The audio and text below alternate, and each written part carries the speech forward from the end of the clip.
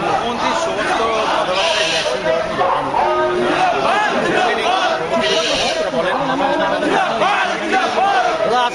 কথাবার্তায় রিয়াকশন সিবিআইকে মাথা ঢুকছে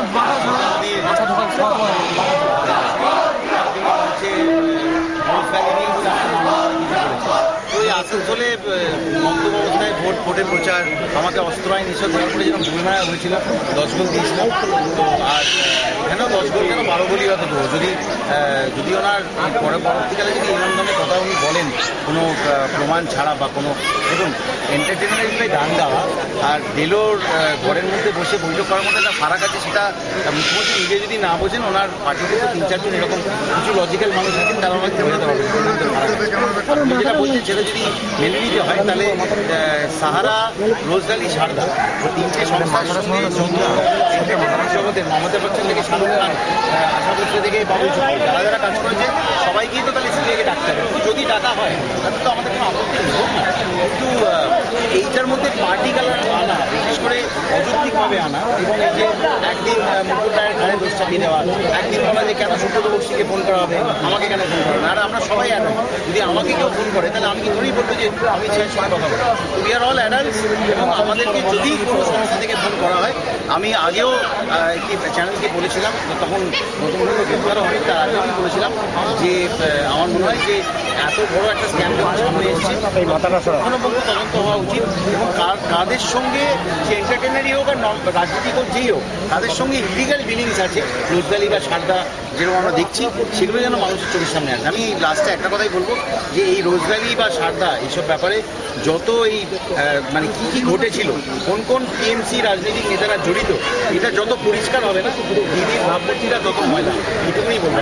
এত দেরিতে ছবি আপনারা ছবি নিয়ে প্রশ্ন তুলেছিলেন, কয়েক কোটি টাকায় ছবি বিক্রি হয়েছিল, মুখ্যমন্ত্রী কালকে প্রকাশ্য সবাই বলেছেন যে একটাই ছবি 20 লক্ষের বেশি দামে বিক্রি হয়েছে। সেটা তো সত্যি নয়, মহা মুশকিল। এখন 1,86,00,000 দিয়ে বিক্রি হয়েছিল, সেটা তো ওই সময় রীতিমতো সেটা একটা বিরাট ব্যাপার ছিল যে একটা আর্টিস্টের এত দামে ছবি বিক্রি হয়েছে। 1,86,00,000 টাকা যে বিক্রি হয়েছে তো সবাই তো জানে। এখন উনি অর্ডার যদি 20 লক্ষ বলেন তাহলে তো এখন এটা তো মানুষও বিলিভ করছে না, আর আপনারা মিডিয়া আপনারা তো সব জানেন, কাজেই আপনারাও বিলিভ করছেন।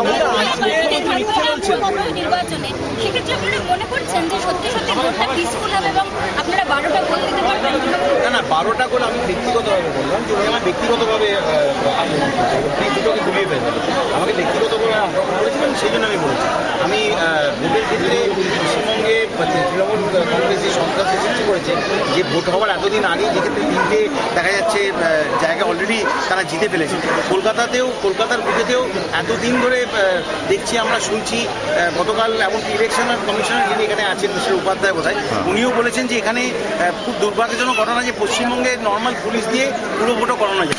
এটা তো বাঙালির লজ্জা। আমি তো বলবো যে আমি এখানে যে এসেছি আপনারা দেখবেন, আমি যেটা I try to practice for I preach, আমি এটাই বলবো যে আপনারা বিজেপিকে ভোট দিন, এটাও আমি করছি না। আমি বলছি বাঙালি আপনারা নিজেদের জন্য ভোট দিন। অনেক হয়েছে যা আমরা দেখেছি এত বছর ধরে, নিজেদের জন্য ভোট দিন। একটা নতুন কোনো চেঞ্জ আসুক, যাতে এই পরীক্ষায় যে একটা চারদিকে একটা নাবিশ্বাস হচ্ছে মানুষের মানে সব দিক থেকে, সেটা যাতে সেটার একটা ক্লোজার হয়, একটা সুস্থ পরিবেশ যাতে ফিরে আসে। আর ভোট শান্তিপূর্ণ না করার জন্য দিদি সমস্ত মানব সেনারা তো অলরেডি মাঠে নেমে পড়েছে, কিন্তু আমরা দেখতেই পাচ্ছি তারা বিভিন্ন জায়গায় বিভিন্ন রকমের হুঙ্কার ছুটছেন।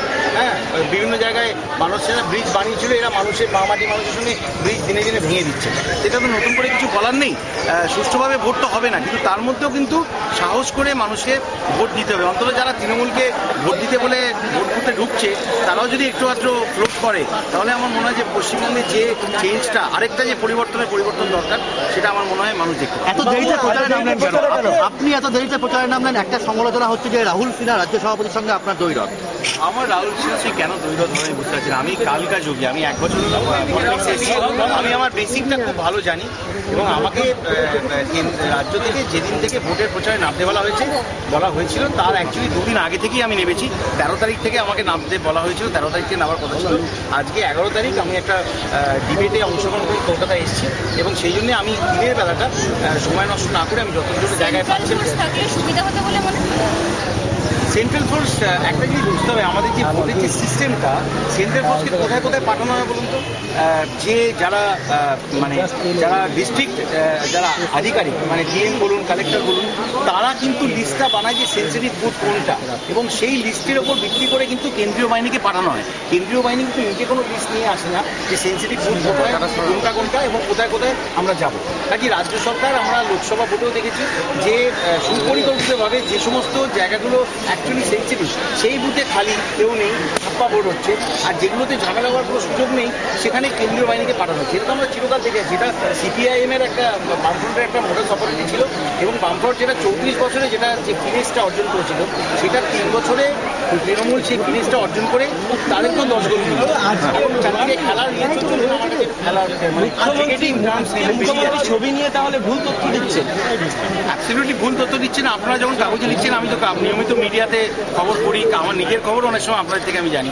কাজেই আমি বলবো যে 1,86,00,000 বিক্রি হয়েছিল, সেখান থেকে ডাইরেক্ট 20 লক্ষে লাভ দিলে তাহলে এটা তো ঠিক হবে না। আমাকে কেউ ফোন করলো যে শোতে আপনি কত নেন, আর 2 মিনিটের মধ্যে আমার যা প্রাইস কোট করেছিলাম সেটা 150 চলে এলাম, তাহলে তো কারোরই ক্রেডিবিলিটি থাকে না। মুখ্যমন্ত্রী আমার মনে হয় এই মুহূর্তে ওটা 1 কোটি অব্দি রাখলে, কোটিটা যেন থাকে, তাহলে ক্রেডিবল মনে হবে। কোটিতে নামাটা একটু বাড়াবাড়ি।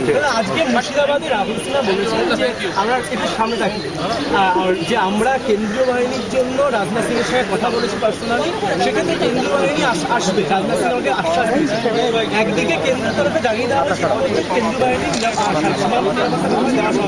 তাহলে কি শেষ পর্যন্ত আপনারা দলীয় স্তরে উদ্যোগ নিচ্ছেন কেন্দ্রীয় বাহিনী? দলীয় স্তরে যদি উদ্যোগ নিতে হয়, এখানে পশ্চিমবঙ্গের যে অবস্থা দাঁড়িয়েছে, it is either Trinamool way or the highway, my way or highway যেটা বলা হয়েছে, চারদিকে আমরা সেটাই দেখছি। হুমকি সন্ত্রাস সেরকমই চলছে।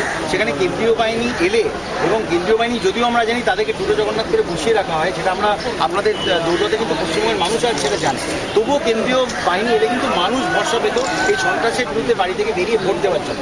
এটা আমার কাছে মূল ব্যাপার। কেন্দ্রীয় বাহিনী এলে সব মানুষ বিজেপিকে ভোট দিতে আমি বলছি না, কিন্তু তারা ভোট দিতে বাড়ি থেকে বেরোনোর যে সাহসটা দরকার সেটা কিন্তু তারা পেত। এবারে কেন্দ্রীয় বাহিনী, কেন্দ্রীয় সরকার যে এখানে পলিটিক্স করছে না, তার সবচেয়ে বড় প্রমাণ হচ্ছে দেশের যে স্বার্থ, দেশের যে নিরাপত্তা সেইটা কিন্তু কেন্দ্রের কাছে বেশি ইম্পর্টেন্ট, এবং সেই জন্যে সেইটাকে জলাঞ্জলি দিয়ে খালি পলিটিক্সের স্বার্থে কেন্দ্রীয় বাহিনীকে পশ্চিমবঙ্গে পাঠিয়ে দেওয়ার মতো রাজনৈতিক পদক্ষেপ যে কেন্দ্রীয় সরকার নিচ্ছে না, সেটা কিন্তু এই পেটি পলিটিক্স যে করছেন, এটা কিন্তু তার সবচেয়ে বড় প্রমাণ।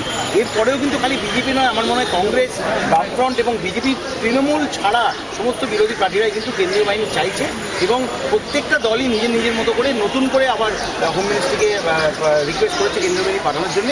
এবং শেষ মুহূর্তে যদি কেন্দ্রীয় বাহিনী পাঠানো হয়, তাহলেও কিন্তু জানবেন যে জেনারেল ভোটাররা, রাজনৈতিক পার্টিদের থেকেও বেশি জেনারেল ভোটাররা যারা বাংলার জন্য ভোট দিতে চায়, নিজেদের জন্য ভোট দিতে চায়, তারা কিন্তু ভোট দেওয়ার ব্যাপারে একটু আশ্বস্ত হবে, একটু নিরাপত্তাহীনতায় যে ভুগছে